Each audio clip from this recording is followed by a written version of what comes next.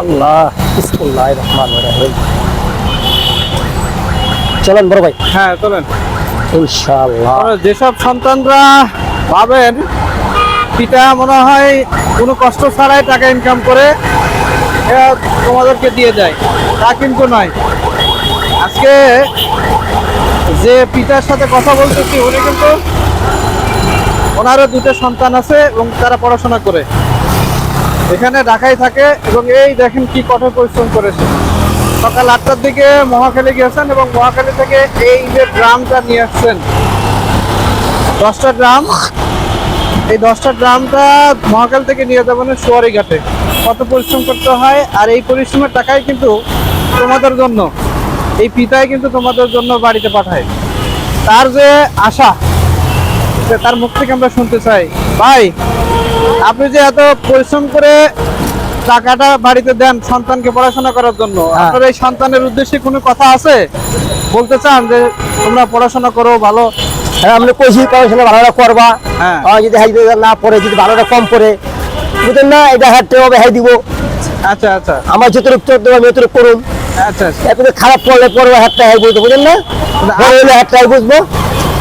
কালকে যাবো না, তোমার হালার বাহালা আমার ভালো পড়াই নাই, পড়ায় নাই। হ্যাঁ, আমার সন্তান আপনাকে বলতে যেন না পারে যে পিতা আমাকে পড়ায় নাই নাকি? হ্যাঁ। আচ্ছা, একটা প্রশ্ন, সেটা হচ্ছে আপনার পিতাও তো আপনাকে পড়ার জন্য মনে হয় স্কুলে যাওয়ার জন্য বলছিল, বলে নাই? না না না, বলে নাই। ছোটবেলা মারা গেছে। ছোটবেলা মারা গেছে। ও, আপনি কিন্তু বলছেন আমরা বহুত পরিশ্রম করছি। তা আপনি ভাই, আপনি যে পরিশ্রমটা করতেছেন এই পরিশ্রমের টাকা কিন্তু সম্পূর্ণ হালাল। হ্যাঁ হ্যাঁ, এখানে কিন্তু হারামের কোনো প্রশ্নই আসে না। আমি হারাম এটা খাই না ভাই। হারাম খান না? না। আচ্ছা, আল্লাহ বাঁচা। আপনি আপনি তো 5 ওয়াক্ত নামাজ পড়েন আমার মনে হয়, ভাই বলেন। যেটুকু পারি এতটুকু পড়ি আমি, আপনি সেটা লাভ নাই, যেটুকু পারি কতটুকু পারেন? হ্যাঁ, আমি আপনার কমে না পড়ে এটা ঘুমা না। ও না না, আশা করি যে আপনি নামাজ পড়বেন 5 ওয়াক্ত, কারণ আপনি যে পরিশ্রম করে যে ইনকাম করেন, যে টাকাটা অর্জন করেন আপনি, এটা কিন্তু সম্পূর্ণ আপনার হালাল।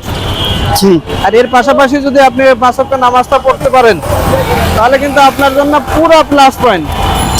হ্যাঁ, এগুলো অপশন নেই, অনেকের চেয়ে কিন্তু আপনি এগিয়ে থাকবেন। হ্যাঁ, আপনার সন্তানকে উদ্দেশ্য করে কিছু বলেন, যে যেন তারা যেন পড়াশোনা করে। আমরা কই আরে হাই পড়ে মন মতন, কিছু কই না। আপনি একটা বলবেন যেন পড়াশোনা করে, এই তো। হ্যাঁ, মন মতন ভালো করে না পড়ে এই ভাইয়ের, হ্যাঁ তা ঠিক, এই ভাইয়ের সন্তানরা যারা এলাকায় পড়াশোনা করেন তারা দেখেন আপনার বাবা কত পরিশ্রম করে আপনাদের জন্য টাকা দেয়। আমার মনে হয় এই টাকা, এই কষ্টের টাকার বিনিময়ে আপনারা ভালোভাবে পড়াশোনা করবেন। ধন্যবাদ ভাই। আচ্ছা, চলেন, চলতে থাকেন।